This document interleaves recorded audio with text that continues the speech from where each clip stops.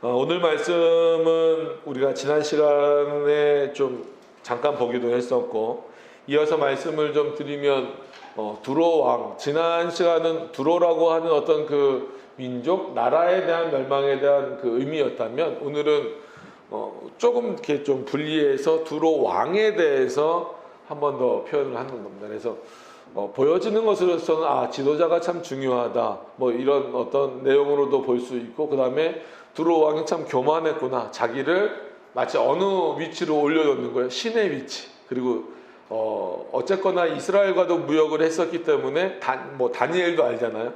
다니엘도, 그 지혜로운 다니엘도 알고 하나님이 누구신 줄 알았기 때문에 본인이 누구처럼 됐다라는 거예요. 하나님처럼 됐다라고 옆에서도 그렇게 이렇게 받들어 줬겠죠. 무역을 잘 했고 돈도 많이 벌었고 그랬으니까 옆에서 막 시켜주는 것도 있었지만, 본인 스스로도 그런 마음이 있는 거예요. 사람이 높아지면 높아질수록 그렇게 되는 어떤 그런 모습들이 있는 거예요. 그래서 그런 모습들을 보면서 이거는 물론 두로 왕에 대한 어떤 그 교만함과, 마치 그 교만함이 어디까지 간 겁니까? 하나님의 자리를 자기가 차지하려고, 하나님을 밀어내고 내가 하나님과 똑같다, 같은 채 하였다라는 것을 통하여서 그렇게 그 교만의 어떤 그 극치를 달리는 모습을 보여주고 있기 때문에 하나님이 이런 두로 왕을 그대로 두고 보실 수는 없었다라고 하는 것을 우리가 확인케 되면서, 동시에 그러면 이게 이런 마음이 도대체 어디로부터 온 거냐라고 했을 때는 타락한 인간의 본성이 아니겠느냐라고 하는 거예요. 그래서 우리는 지금 두로 왕을 향하여서 어떻게 이럴 수 있지라고 말하지만, 여전히 많은 사람들이 그렇다라고 하는 거예요. 그리고 심지어 많은 그리스도인들 중에서도, 또 하나님을 믿는다라고 말하는 사람들 중에서도 여전히 이런 교만함에 빠져 있는 경우가 많이 있다라고 하는 겁니다. 그래서 참 이런 게 어렵죠. 주변에서 높여줄 때도 목사다 보니까 목사님 훌륭합니다, 뭐합니다 하면은 진짜 훌륭한 줄 알아요. 본인이 최고인 줄 아는 거예요. 하나님 앞에 그럴 때일수록 더 겸손해져야 되는 거죠. 성도들도 마찬가지인 것 같아요. 어떤 면에서는 내가 그리스도인이다라고 하는 어떤 그런 마음을 가지고 세상에서도 드러내고 그리스도인답게 사는 것과, 내가 그리스도인이고 내가 교회에서 진짜 중직을 맡았고 난 진짜 신앙생활 오래 했고 많이 성경도 많이 알고 모두 알고, 그래서 그게 교만거리가 돼버리면 그것 또한 하나님 앞에서 옳은 모습이 아니다라고 하는 거예요. 물론 세상에서 하나님을 모르는 사람들보다는 나을 수 있겠지만, 그게 어느 정도 나은지 솔직히 잘 모르겠어요. 어떤 면에서는 세상 사람들보다 더 악해질 수도 있다라고 하는 거예요. 하나님을 알면서도 그 하나님을 제대로 알지 못할 때, 그리고 자신의 본성을 꺾어내지 못할 때. 그래서 우리가 늘 말씀드렸던 것처럼 이제 짱키우스의 말을 다시 한 번 더 인용해서 드리면, 인간의 본성은 그냥 내버려두면 어디로 흘러간다? 알미니안주의로 흘러갈 수밖에 없다라는 거예요. 알미니안주의가 대표적으로 뭡니까? 인간 중심의 사고예요. 그러니까 우리는 신학적으로 말하니까 알미니안주의 그러지, 그냥 어떤 인간의 본성으로만 말하면 그냥 내 위주로 사는 거예요. 인간 위주로 사는 거. 그걸 좀 좀 화려한 용어로 말하면 유토피아, 인간 중심, 휴머니즘, 아주 이런 어떤 멋진 말들로 포장을 하고 있을 뿐이지, 그런 어떤 사고방식과 그런 문화들이 탁 자리 잡은 곳에는 누가 못 들어가요? 하나님이 들어갈 자리가 없어요. 아주 전형적인 인간 중심이 되는 거예요. 그러니까 인간이 모든 것을 아름답게 이루어 갔을 때 정말 아름답게 되어질 수 있고, 거기는 아무것도 필요 없고 그것으로서 인간은 완전해질 수 있다라는 이 사고가 어떤 철학자나 윤리학자나 이런 사람들만 갖고 있는 게 아니라 그냥 보통 일반의 사람들이 그런 표현을 쓰지 않을 뿐이지 스스로가 다 그렇게 생각을 하는 거예요. 오늘도 물론 처음부터 봐야 되겠지만, 그럼 왜 이 두로 왕이 이렇게 교만해졌을까를 보면, 자 보세요. 3절부터 보시면, 내가 하니까 두로 왕이잖아요.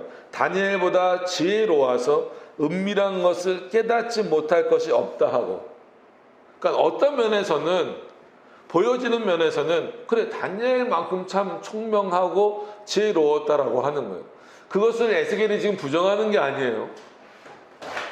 그것 때문에 교만해졌다라는 게 잘못된 것이지. 그리고 4절에 보세요. 내 지혜, 즉 두로 왕의 지혜와 총명으로 재물을 얻었다. 그러니까는 한마디로 그런 거 있잖아요. 무슨 뭐 재료가 많다라고 해서, 무슨 뭐 이렇게 팔 물건이 많다라고 해서 다 사업에 성공하는 거 아니잖아요. 진짜 말 그대로 어떤 그런 지혜도 있어야 되고, 그런 능력도 있어야 되고, 뭐 이런 어떤 그런 뭐 말 주변도 있어야 되고, 이래야 뭔가 잘 하잖아요. 그러니까 두로 왕은 그렇다라는 거예요. 내가 지혜도 있고 총명도 있어서 재물을 얻기 시작하니까 재물을 더 얻으니까 더 많아지는 거죠. 얻었으면 그 문을 곳간에 저축했다. 그 문을 곳간에 쌓아놓을 정도니까 이 재물이 얼마나 많겠어요. 그리고 내 큰 지혜, 그러니까 계속 두로 왕에 대한 얘기입니다. 내 큰 지혜와 장사함으로 재물을 더하고. 그러니까 사람이 그런 지혜라는 것도 어떻게 보면 성장하는 거잖아. 이걸 해보니까 이렇게 하니까 더 잘 되는구나. 그러니까는 그 지혜도 더 발달할 수밖에 없는 거예요. 그러니까는 더 많은 것을 쌓는 거죠. 내 큰 지혜와 장사함으로 재물을 더하고 그 재물로 인하여 어떻게 됐다? 마음이 교만해졌다. 지금 잘 생각하셔야 될 것은 두로 왕이 다니엘과 같은 지혜가 있었다라는 게 문제가 아니에요. 죄송합니다. 두로 왕이 자기가 가지고 있는 지혜와 총명을 가지고 무역을 해서 재물을 많이 얻었다라고 하는 게 문제가 되는 게 절대 아닙니다. 문제는 뭐예요? 그렇게 한 것으로 인하여서 교만해진 거잖아요.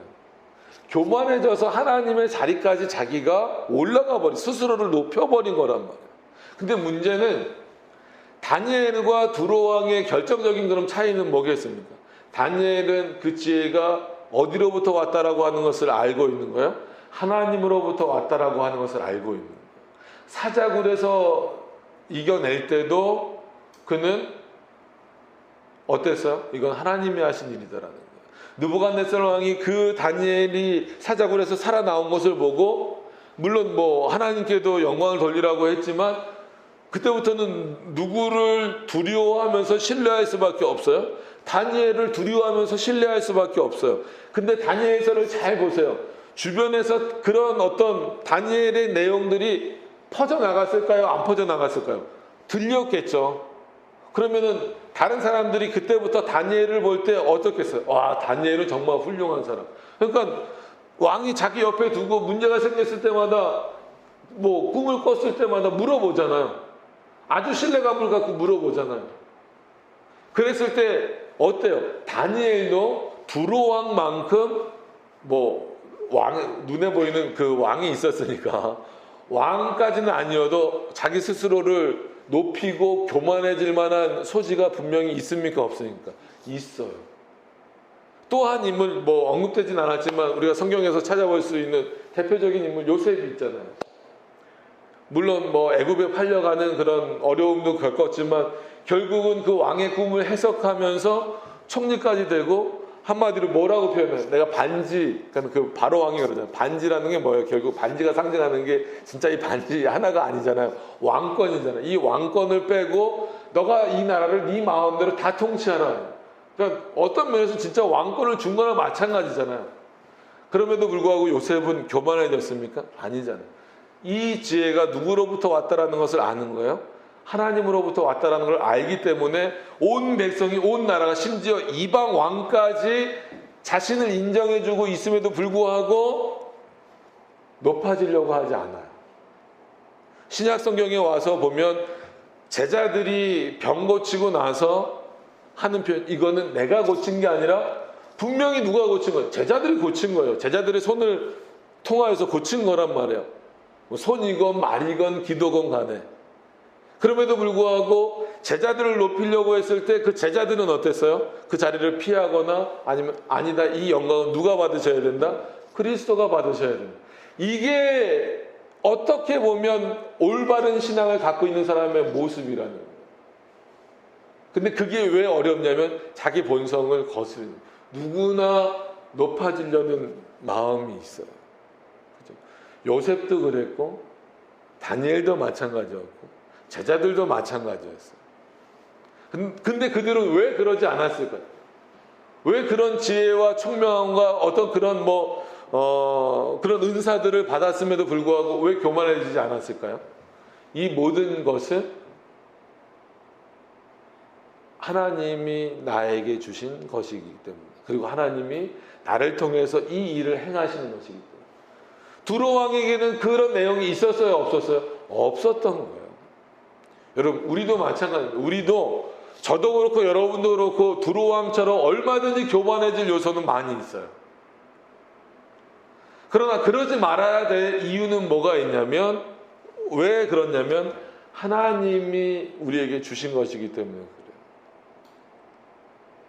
여러분, 이걸 놓치는 순간 모든 사람은 교만해질 수밖에 없습니다.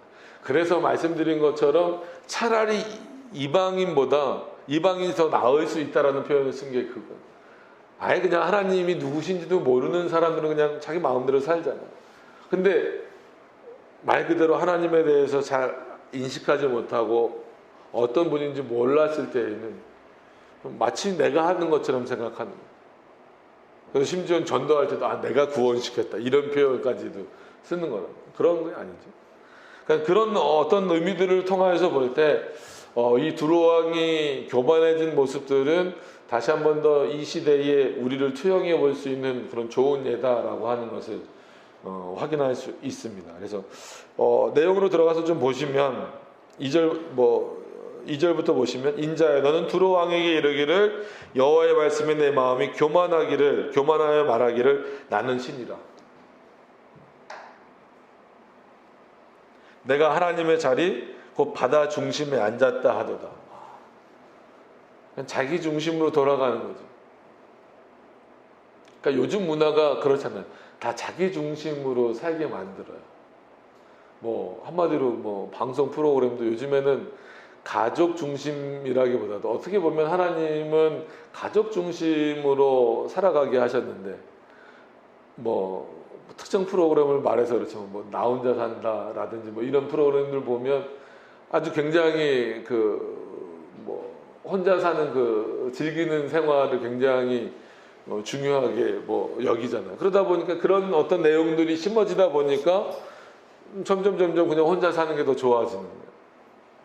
자기중심적인 어떤 그런 모습들이 되는 거예요. 그러니까 그런 문화들을 바라보면서도 기독교인들은 좀 그런 것들을 제대로 이렇게 잘 관찰할 수 있는, 확인할 수 있는 그런 모습들이 있어야 돼요. 그러니까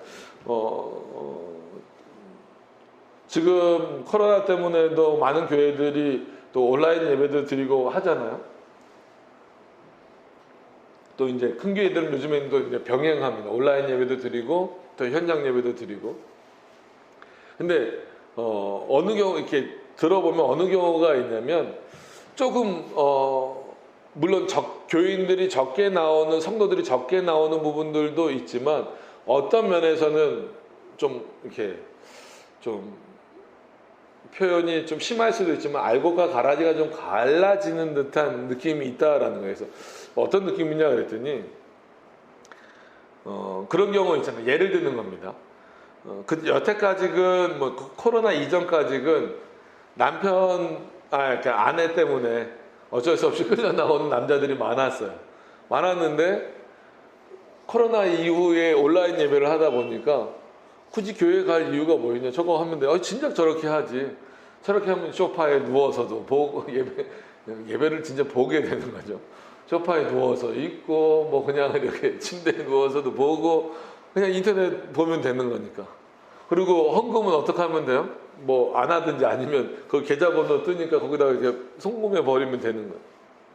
그런 분위기가 되니까 이제 어느 정도 이제 인천은 지금 너무 다시 이제 재확진자들이 많이 늘어나고 그래서 좀 이렇지만 그렇지 않은 지역들은 병행하다 보니까 왜 못 끊느냐라고 물어봤더니 못 끊는 이유가 뭐냐면 끊지 말라는 거예요. 그 교회 가는 것보다 여기서 예배 드리는 거 똑같은데 앞으로도 그냥 여기서 드리겠다는 거예요, 본인들은. 그래서 충분히 현장 예배, 그러니까 이 예배당에 와서 예배를 드릴 수 있는 상황이 됐음에도 불구하고 뭐가 더 편하다는 거예요. 집에서 그냥 앉아서 반바지, 지금 여름이니까 반바지 입고 그냥 차 한 잔 마시면서 예배 이렇게 한마디로 그 화면에 나오는 거 보는. 물론 그러지 않는 분들도 있겠죠. 어쩔 수 없어서 그 온라인 예배를 하는 분, 충실하게 하는 분들도 있겠지만 그렇지 않은 경우가 충분히 현장 예배에 나와서 예배 드릴 수 있는 상황임에도 불구하고 그러지 못하는 경우들을 보면서 안타까운 마음과 동시에 이런 차원에서 또 하나님이 한 번 더 구별하시는 차원이 있다라는 것을 얘기를 하더라고요. 그래서 어느 부분은 일정 부분은 동의가 되는 부분이었어요. 그래서 여전히 우리는 하나님 앞에서, 그러니까 그런 부분을 말하는, 예배라는 게 뭡니까? 꼭 물론 꼭 모여서만 드려야 옳다 이것도 아닌 거예요. 물론 당연히 어떤 일반적인 이런 지금 비상시국이 아닐 때는 당연히 모여서 드려야 되는 게 마땅한 겁니다.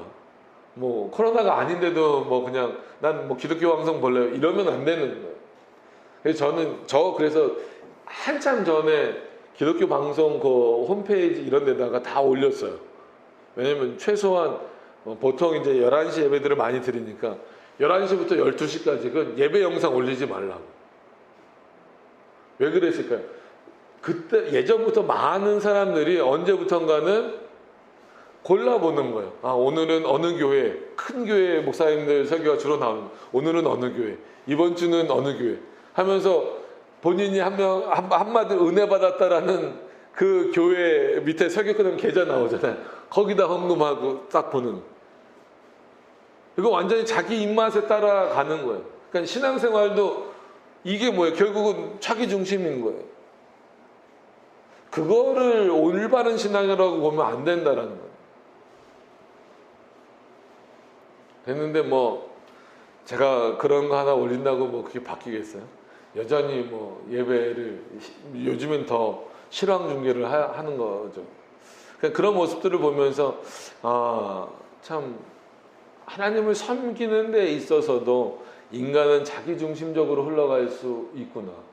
그게 신학 안에서 얼마나 많이 자리를 잡았어요. 그 내용이 결국은 신학 전체를 파괴하게 되는 것이고, 또 어떤 면에서는 인간 중심으로 간다라는 것 자체가 종교 자체를 파괴할 수밖에 없는 것이고, 그러니까 자기네들 중심으로 이렇게 하다 보니까 하나님의 자리를 밀어내버리는 가장 큰 교만을 저질러 버리는. 그러니까 그런 내용에서 두로 왕의 이런 어떤 그 자기의 지혜를 가지고 했던 부분들이 하나님이 그렇게 하셨다라고 하는 것을 몰랐다라는 것이 가장 큰 문제입니다. 6절로 돌아가서 보시면, 그러므로 나 주 여호와가 말하노라 내 마음이 하나님의 마음 같은 채 하였으니, 그런즉 7절에 그런즉 내가 외인 곧 열국의 강포한 자를 거느리고 와서 너를 치리니 그들이 칼을 빼어 내 지혜의 아름다운 것을 치며 내 영화를 더럽히겠다. 내가 그렇게 너의 지혜를 통하여서 얻었다라고 하는 그것이 아름다워졌고 영화롭게 된 그것을 다 쳐버리겠다라는 거죠. 그래서 또 너를 구덩이에 빠뜨려서 너로 바다 가운데, 내가 바다 중심에 있다라고 하는 그곳에서 멸망당하게 하겠다라는, 사륙을 당하게 할지니 죽음이 바다 중심에서 죽게 할지라. 너가 스스로를 높였던 그곳이 너의 뭐가 되도록 하겠다? 무덤이 되도록 하겠다라고 하는 거예요. 인간이 스스로를 높인 사상이 결국은 인간을 가장 망가뜨릴 수 있다는 거예요.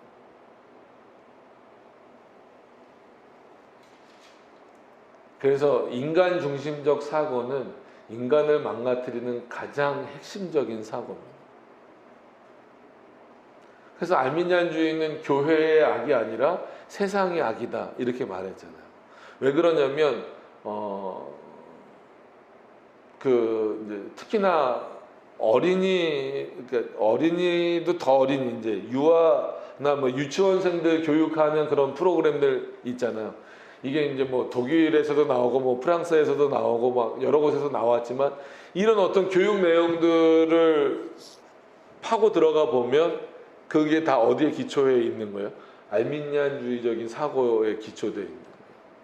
그게 저도 그런 교육을 받았고 대부분 우리나라에서 유치원 나왔으면 다 그런 교육 받았는데 그런 게 핵심적인 내용이 아마 그게 그겁니까? 라고 하실 수도 있을 거예요. 몬테소리, 뭐 피아제 교육, 뭐 이런 대표적인 내용들이 어디에 근거를 두고 있는 거예요? 알미니안주의에 근거를 두고 있는 거예요. 요즘에 성격 뭐 검사한다는 뭐 MBTI 이런 것도 전부 다 마찬가지. 인간 중심적인 사고의 틀에서 벗어나질 못하는 거예요.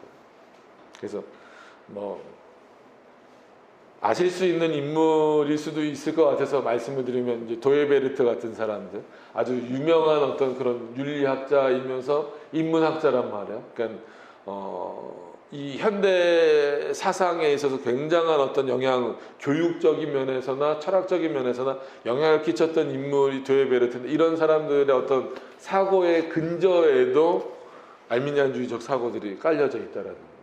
이게 이제 뭐 신학에만 영향을 준 게 아니고 인문학에도 영향을 주고 교육학에도 전부 다 영향을 줘버린 거예요. 그래서 우리가 르네상스 이전과 르네상스 이후를 자꾸 나눈 이유가 어거스틴도 교육 철학이라는 책을 통해서 교육을 어떻게 해야 될 것인가에 대한 내용들을 썼단 말이에요. 칼빈도 어떤 그런 소논문들이나 이런 것들을 통해서 가정교육의 중요성 이런 것들을 계속해서 써냈어요. 그래서 칼빈이 제네바 신앙교육서만 알고 있는데 그거 말고 아이들 전용으로 만든 신앙고백서도 따로 있어요. 그만큼 가정에서 어떻게 가르쳐야 될 것인가. 근데 다 보면 어거스틴도 그렇고 칼빈도 그렇고 종교개혁자들은 교육의 중심에도 누가 있어요? 하나님이 계신 거예요. 그래서 어렸을 때부터 가정에서 교회에서 자연스럽게 누구 중심으로 사고하도록 배우도록 하나님 중심으로 그게 신론 중심적 사고로 모든 삶을 살아갈 수 있도록 키워내는 게 종교개혁자들 그리고 어거스틴의 교육 방법론이었단 말이에요. 근데 뭐 역사적으로 보면 이제 르네상스가 기준이 되지만 신학적으로 보면 그런 알미니안주의적인 사고들이 들어오면서 어떤 사고가 들어오는 거예요? 하나님이라는 어떤 신적 존재를 붙잡고 있는, 제가 이렇게 표현하는 것은 인간 중심으로 확 흘러가 버렸기 때문에 그 인간 중심적 사고에서는 더 이상 하나님이 성경에서 말하는 하나님이 돼버리지 않기 때문에 그래요. 두로 왕도 교만의 극치라는 표현을 쓰는 이유가 뭐예요? 하나님이 누군지 정확하게 모르고 자기는 높아져 있고 그러다 보니까 나는 내가 하나님이다 이렇게 가버리는 거예요. 그럼 거짓 선지자랑 뭐가 다르냐는 거죠. 그 타락한 인간의 본성이 그렇게 흘러가는 거예요. 자기 중심으로 간다라는 거죠. 하나님 그거 그렇게 두고 보시지 않습니다. 10절에도 보면 내가 외인의 손에 죽기를 할례 받지 않은 자의 죽음같이 하리니 언약 백성이 아니다라고 하는 것을 언급하시는 거잖아요. 그리고 9절에 너를 살육하는 자 앞에서 내가 그래도 말하기를 내가 하나님이라 할 수 있겠느냐. 너를 치는 자의 수중에서 너는 뭐다? 사람뿐이요 신이 아니다. 너가 신이라면 거기서 너 스스로를 구원할 수 있겠지. 근데 너는 사람일 뿐이다. 정신 차리라는 거야. 여러분 우리도 마찬가지예요. 우리도 뭐예요? 사람일 뿐입니다. 저와 여러분들에게 하나님이 은혜를 주셨어요. 믿음을 주셨어요. 나름 이 개혁신학을 또 알아가도록 하셨어요. 그것이 우리의 교만거리가 되면 안 됩니다. 오히려 이것으로 인하여서 이런 지혜와 믿음을 주신 것으로 인하여서 우리는 더 겸손해져야 된다는 거예요. 우리를 구원할 수 있는 것은 개혁신학은 아닙니다. 그러니까 우리가 개혁교회를 추구하고 있지만 개혁신학이 아닙니다. 우리를 구원하는 것은 예배 모범이 아닙니다. 그래서 칼빈이 그렇게 표현한 부분도 있어요. 너무나 예식을 중요하게 여기지 말아라. 그러니까 이거 오해하시면 안 됩니다. 그러니까 칼빈이 이런 표현했으니까 우리 그냥 뭐 막 해도 되게 그게 아닌 거죠. 그러니까 사람들이 그 사람의 본성을 어떤 면에서는 칼빈이 잘 보고 있는 거예요. 그러니까 뭐 그때 예배 모범이 있고 뭐 그렇진 않았지만 칼빈도 예배는 이렇게 드려야 된다라는 어떤 칼빈만의 예배 모범이 있잖아요. 그리고 또 그런 바른 복음의 내용을 가르치다 보니까 사람들이 우리는 이렇게 예배 드려, 우리는 이렇게 해, 나는 이런 신앙을 가졌어.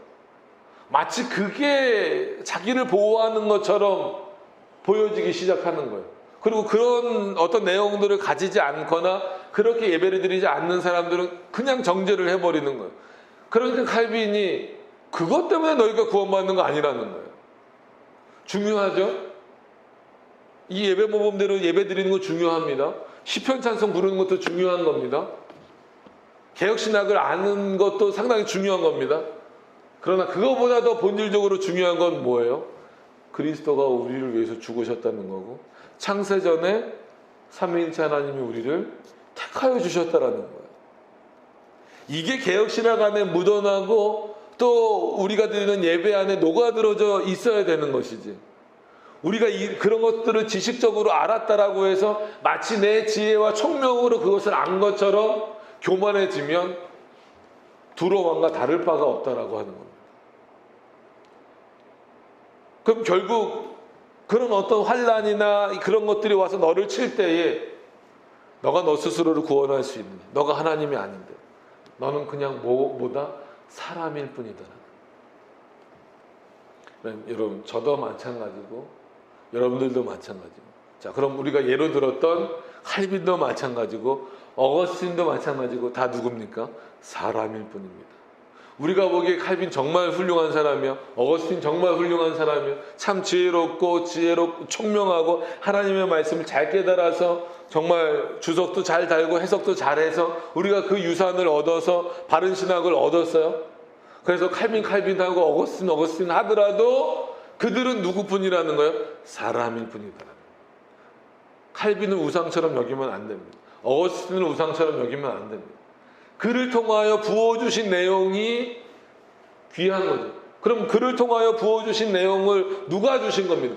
누가 주신 겁니까? 하나님이 부어주신 거예요. 지금 저와 여러분에게도 하나님이 부어주시는 내용들은 여러분들이 지혜로워서 여러분들이 총명해서 얻은 것일 수도 있겠지만 그 지혜와 총명은 하나님의 지식을 얻는 통로에 불과한 것이지 내가 그것을 얻었다 취했다라는 차원으로 가면 두로왕처럼 교만해질 수밖에 없다라는 거예요. 여러분 이 표현 너는 사람일 뿐이다. 반드시 기억하셔야 돼요. 이것을 기억한다면 우리 스스로는 하나님 앞에 교만해질 수 없을 것 같아요. 겸손해질 수밖에 없을 것 같아요. 더 낮아질 수밖에 없어요. 맞습니다. 저는 사람일 뿐입니다. 하나님이 도우시지 않으면 하나님이 붙잡아 주시지 않으면 하나님이 이런 모든 환난 가운데서 건지시지 않으면 저는 아무것도 할 수 없는 존재입니다. 그저 나만 위하는 그런 존재인 사람일 뿐입니다. 여러분 이런 어떤 그런 겸손함이 두로 왕에게는 없었잖아요. 그러나 우리는 그런 겸손함이 있었으면 좋겠어요. 그러니까 어떤 면에서는 오늘 이제 뭐 다니엘이 나오긴 했지만 다니엘이나 아까 예를 들었던 요셉 이런 사람들은 그런 인식이 있는 거죠. 나는 사람일 뿐이다.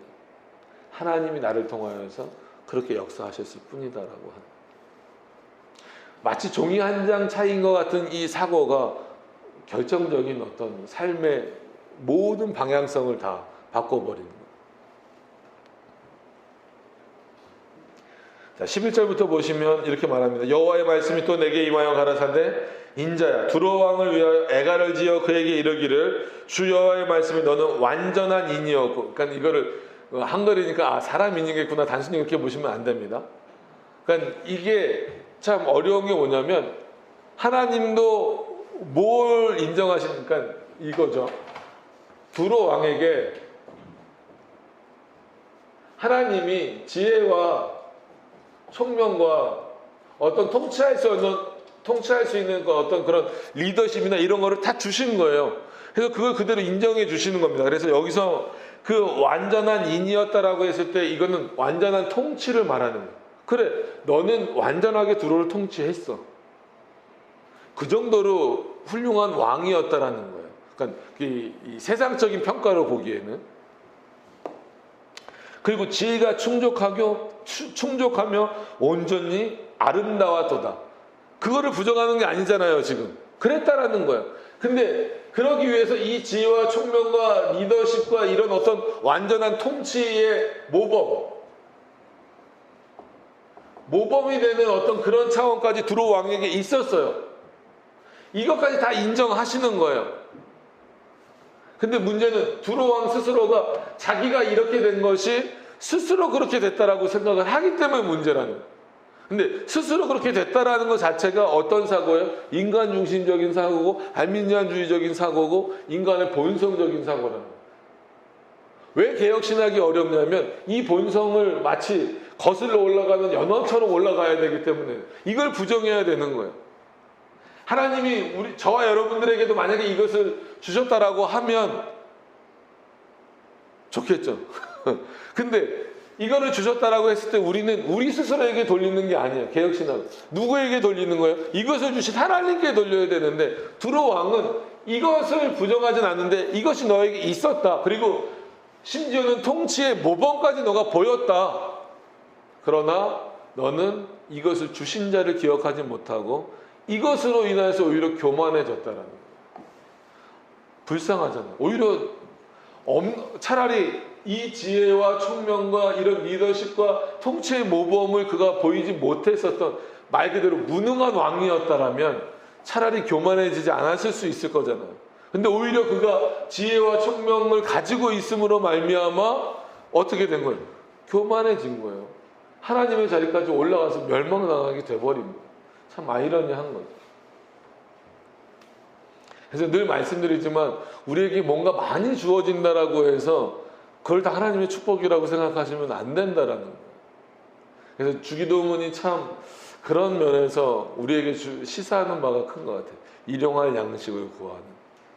그래서 하나님이 이제 구약 성경에도 나오듯이 이른비와 늦은비를 주셔서 적당하게 이제 농사를 비유하는 거지만 적당하게 이렇게 주시는 것처럼 너무 풍요롭게도 안 하시고 그렇다고 너무 이렇게 막 가난하게도 안 하시고 그냥 살아간다라고 보시면 안 됩니다.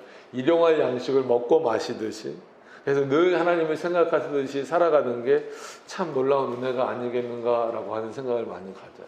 그래서 재물도 우리의 마음을 그래서 신약 성경에서도 뭐라 그래요? 너희 마음이 어디 있다? 재물이 있는 곳에 너희 마음이 있다.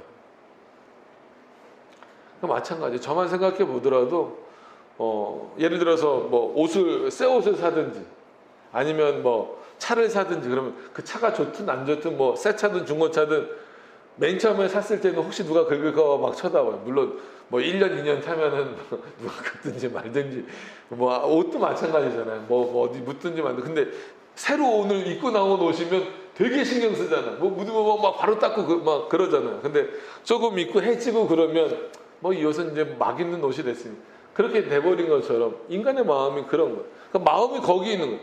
좋은 곳에 있는 거예요. 어쩔 수 없어요. 그거를 거슬러 올라간다? 그러니까 우리 능력으로 안 된다는 거예요. 여러분, 믿음과 신앙은 인간의 능력으로 할 수 없다라는 것이 이 두로 왕의 표현에서도 그대로 다 나오는 거예요. 도저히 인간은 할 수 없어요. 이런 지혜와 총명이 하나님으로부터 왔다라는 것을 인정하기 싫은 거예요. 내 능력인 것처럼 보이는 거예요. 그러길 원하는 거예요.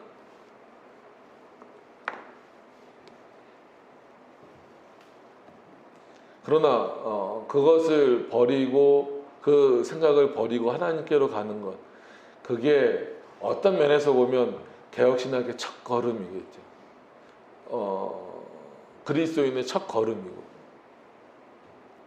자, 이렇게 보시면 이제 본문으로 돌아와서 보시면 12절에 그렇게 말씀을 하셨잖아요. 애가를 지어 부르고 또 완전한 이였고 지혜가 충족하며 온전히 아름다웠도다 하면서 13절의 이 비유는 에덴 동산 비유로 들어요. 두로 왕에 대한 그 비유를 들면서, 그러니까 이게 뭐냐면 어떤 의미가 있어요? 내가 너에게 준 것인데 너가 모른다. 근데 그 몰랐던 것이 어디까지 거슬러 올라가냐면 에덴 동산까지 올라간다. 그러니까 하나님의 에스겔을 통해서 하시고자 하는 말씀은, 두로 왕이 그렇게 교만해진 것은 보여지기에는 그가 받은 지혜와 총명 때문이기도 하지만 그 근본적인 것을 따지다 보면 어디까지 간다는 거예요? 에덴 동산에서의 그 타락까지 간다는 거예요. 에스겔서가 그런 차원에서 어렵기도 하면서 귀한 내용들이 있는 겁니다. 13절에 보시면, 내가 옛적에,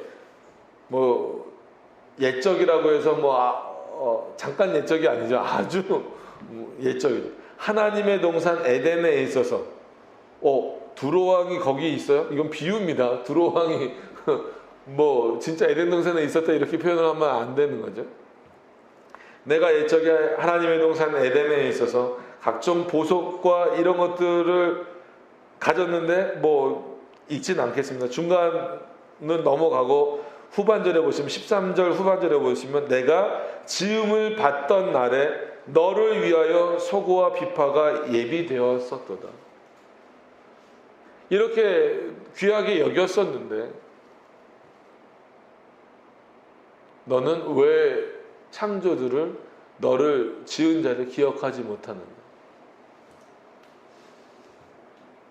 너는 기름 부음을 받은 덮는 그룹이며 내가 너를 세움에 내가 하나님의 성산에 있어서 화강석 사이에 왕래하였었도다. 마치 에덴 동산에 있었던 것처럼 말씀을 하시는 자. 왜 이렇게 말씀을 하실까요? 하나님이 모든 인간을 이렇게 다 창조하셨다라는. 그러니까 이거는 창세전에 택하셨다 이것과는 또 다른 차원에서 모든 인간을 이렇게 일일이 다 그에게 맞게, 그에게 합당하게, 그러니까 하나님이 그에게 주실 만한 것을 합당하게 다 창조하셨다. 마치 에덴 동산에 다 있었던 것처럼 그렇게 귀한 존재들이더라는 거예요. 그러니까 이거는 택자 유기자를 떠나서 하나님의 창조물로서의, 그러니까 만물의 형상이라고 말하는 그 창조물로서 지금 표현하는 겁니다. 그래서 15절에 내가 지음 받던 날로부터 내 모든 길에 완전하더니,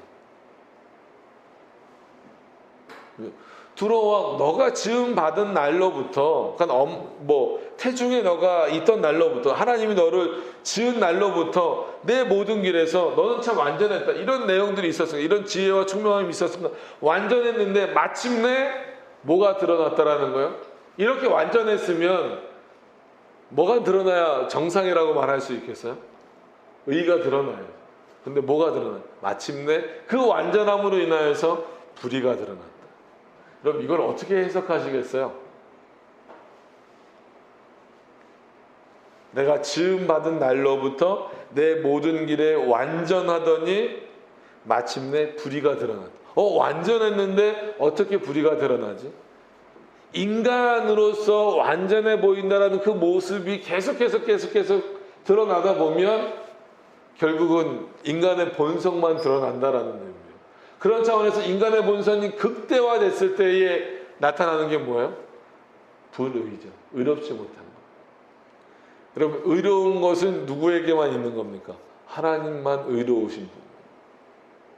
오히려 인간이 자신 스스로의 완전함을 추구하는 것이 아니라 하나님의 완전하심을 추구해 나가는 게 의를 드러내는 것이지, 내 자신의 완전함을 드러내봤자 그거는 불의로 향할 수밖에 없어요. 16절에도 내 무역이 풍성함으로 내 가운데 강포가 가득하여, 그죠? 무역이 풍성했으면 이 무역을 통하여서 하나님을 알고 하나님께 영광을 돌리는 것이 아니라 더 강포함이 심해졌다는 거예요. 내가 범죄하였도다. 너는 덮는 그룹이 그러므로 내가 너를 덮게 하여 더럽게 여겨 하나님의 산에서 쫓아내었고 화강석 사이에서 멸하였도다. 마치 두로 왕을 누구랑 오버랩 시켜서 지금 표현하고 있는 거예요. 아담과 하와처럼 표현하고 있는 거죠. 이 그 아담과 하와가 타락하게 될 때, 물론 그 전에도 이미 충분히 아담과 하와는 뭐 이런 보석들을 누릴 만큼 에덴 동산에서 풍성히 누렸어요. 그죠? 그리고 그 지혜와 청명함을 하나님 주셨기 때문에 동물 이름도 짓고 만물을 통치할 수 있는 그런 능력을 부여받았었던 거란 말이에요. 그런데 그가 더 완전해지려고 할 때 그게 뭡니까? 결국 뱀의 유혹으로 인하여서 하나님이 금하신 선과 악을 알게 하는 나무 열매를 따먹음으로 말미암아 그게 완전함의 극치가 돼버린 거예요. 뭐가 드러나 버렸어요? 아담과 하와의 불의가 드러나 버린 거예요. 그러니까 자기가 하나님으로부터 받은 지혜와 이런 것들을 통해서 드러내었던 모든 것들이 결국은 자기에게 모처럼 돌아오는 거예요. 아담과 하와에게 화살처럼 돌아오잖아요. 이제는 땅이 엉겅퀴를 낼 것인, 이렇게 표현합니다. 그 자연을 향하여 숨어버리잖아요. 두루왕도 마찬가지예요. 자기가 쌓아놓은 것들로 인하여서 교만해져서 결국 그것으로 인하여서 멸망당하게 되는, 이게 지금 우리의 인간의 전형적인 모습들이잖아요. 우리에게 있는 것으로 인해서 오히려 그 풍성한 것이 하나님으로부터 왔다라는 인식이 우리에게서부터 사라질 때에 그것으로 인하여서 멸망당하게 되는, 그것으로 인하여서 교만해지고 그것으로 인하여서 하나님을 떠나게 되는 경우가 훨씬 많다라는 거예요.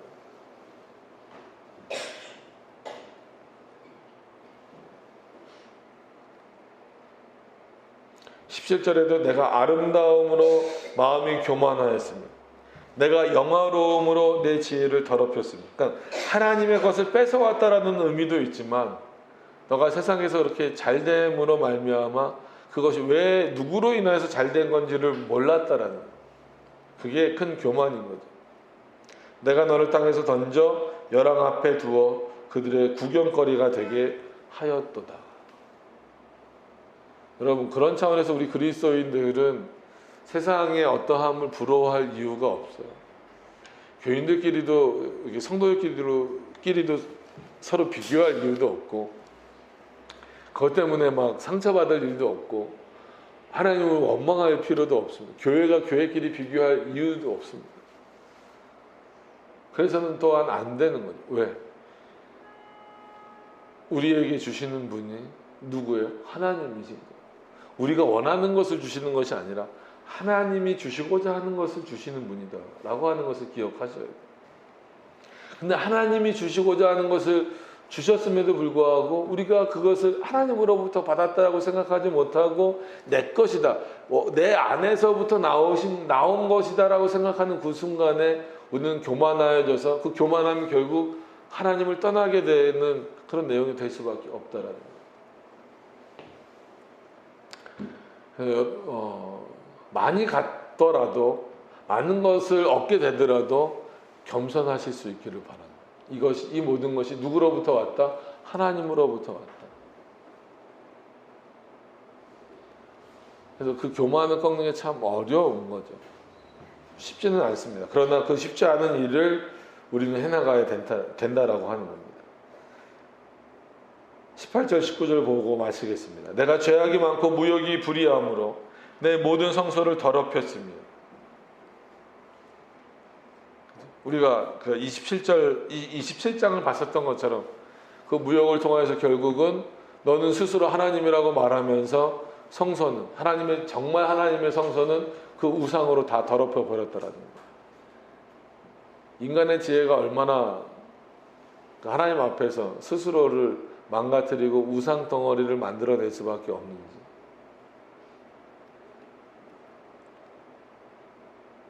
그래서 가끔 이렇게 문화를 소개하는 프로그램들을 TV나 책이나 이런 것들을 통해서 보시면 문화를 소개하는 데에는 반드시 뭐가 들어가요? 그들의 종교가 들어가잖아요. 어떤 그런 그게 뭐 토속 종교가 됐든 어떤 뭐가 됐든 그런 게 들어가잖아요. 결국 그런 것들을 좋다, 멋있다. 여러분 아무 생각 없이 이렇게 동남아로 여행 가거나 아니면 중동 지역 여행 가거나 이런 데 가면 거기서 막 기념품 사오는 거 보면 다 뭐예요? 다 우상거리들이에요. 그죠? 그들이 입는 옷을 사온다든지 뭐 심지어 모자를 사온다든지 아니면 무슨 뭐 브로치 같은 것을 사온다든지 장신구들을 사온다든지 그런 거 하나하나가 다 문화의 눈으로 보면 문화의 눈으로 보이지만 종교의 눈으로 보면 그게 다 뭐예요? 그들의 신을 섬기는 내용들. 그걸 그냥 기념품이라고 해서 내 앞에 둬버리면 그게 하나님의 성소를 더럽히는 것과 다를 바 없다라는 그런 분별력이 없어요. 그래서 생각해보면 저도 뭐예요? 그 경주로 수학여행 예전에 많이 갔잖아요. 수학여행 가서 이렇게 불국사에 있는 게 다부탑인가? 갑자기 생각이 안 나. 그런 거 막 사오고 그랬어요. 그래서 막 책상 위에 뒀고, 멋있네, 막 이렇게. 근데 그거 뭐예요? 불상이잖아요. 불상을 직접 사오진 않았지만, 불상 사가는 애들도 있었는데, 전 교회는 다니니까, 불상은 사가면 안 되지. 근데 그 탑은 사가도 될 것 같은 거예요. 탑 사왔어요. 근데 그 탑도 결국은 뭐 위에서 세운 거예요? 그 불교 문화잖아요. 한국 문화가 아니란 말이에요. 그리스도인들에게 있어서는. 그게 하나님의 성소를 더럽히는 것인지에 대한 인식이 전혀 없는 거죠. 그러니까 가정에서 교회에서 그런 교육들이 이루어지지 않으면 안 됩니다. 그래서 우리 예배 전에 잠깐 얘기 나누고 왜 신학교가 이렇게 됐는지 모르겠다고. 그 원인을 찾아보면 가정 그리고 교회에서 하나님의 말씀 제대로 가르치지 않은 결과가 심지어 신학교까지 이어지는 거예요. 맞아요. 신학교에 와서도 장로교 신학교 들어왔으면 최소한 기본적으로 웨스트민스터 신앙고백서 선에서 합의된 내용들은 기초로 하고 그 위에서 뭔가를 더 쌓아 나가야 되는데 그러지 못해요. 왜 외민을 봐야 됩니까? 왜 칼빈을 봐야 됩니까? 왜 예정론이 중요합니까?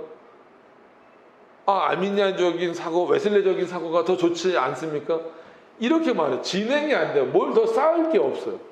그러다가 그냥 3년, 4년 보내고 나와서 목사가 되고 목회자가 돼버리니까 바른 신앙의 내용을 또 전달할 만한 그런 어떤 내용이 안 되는 거예요. 그 결과는 결국 하나님의 말씀으로부터는 점점 멀어지는 결과라는 거예요. 세상 앞에서 부끄럼거리만 되는 거죠.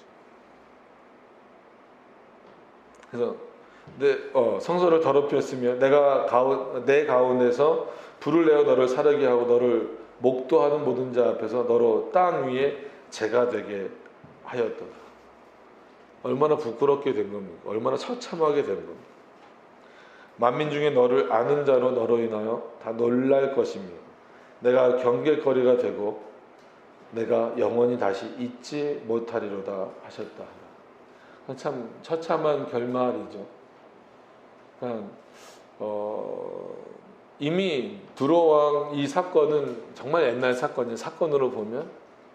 그래서 여기서 두로왕이 어땠다라고 하는 것을 찾는 것보다는 이것을 통해서 하나님 지금 이 시대에 우리에게 알리시려고 하는 내용이 뭘까? 뭘 깨닫게 하시려고 하시는 것일까라고 하는 것을 이렇게 생각해 보면 역시나 두로왕과 같은 마음은 누구에게나 있을 수 있다라고 하는 거죠. 결국 그런 마음을 버릴 수 있는 것은 물론 그것 또한 하나님의 은혜고 하나님의 역사하심이지만 최소한 그리스도인들이라고 한다면 특히나 개혁신학을 추구하고 있는 우리들이라고 한다면 더 이런 부분에 있어서 확실하게 우리의 입장을 확고히 해야 됩니다.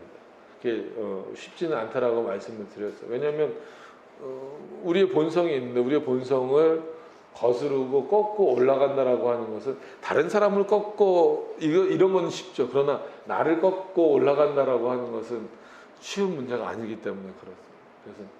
그래서 하나님이 분명히 저와 여러분들에게도 각자 합당한 내용들을 다 주셨을 겁니다. 그 내용들을 가지고 교만해지는 모습들이 아니라 더 하나님 앞에 겸손함으로 그리고 그것을 통하여서 내 스스로를 아름답고 영화롭게 하는 것이 아니라 하나님을 아름답게 하고 하나님을 영화롭게 하는 그런 우리의 모습이 되었으면 좋겠습니다. 그래서 여러 번 반복해서 말씀드렸던 것처럼 우리는 소요리문답 1문을 그래서 쉽게 넘어가지 못한다라는 그 의미가, 인간의 제일 되는 목적이 뭐라고요? 하나님을 영원토록 즐거워하고 영화롭게 하는 것.